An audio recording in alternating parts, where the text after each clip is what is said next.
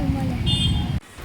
સામાન્ય રીતે બાળકો જન્મદિવસની ઉજવણી પાર્ટી કરી મોજ મજા સાથે કરતા હોય છે, પરંતુ પોરબંદરમાં એક બાળકે પોતાનો જન્મદિવસ અન્ય ગરીબ બાળકોને નાસ્તાનું વિતરણ કરી કર્યો હતો અને અન્ય લોકોને પણ પ્રેરણા પૂરી પાડી હતી. પોરબંદરના રોકડિયા હનુમાન મંદિર નજીક રહેતા પવિત્ર પ્રિતેશભાઈ ચૌહાણ નામના બાળકે તાજેતરમાં 8 વર્ષ પૂર્ણ કર્યા છે અને 9મા વર્ષમાં પ્રવેશ કર્યો છે.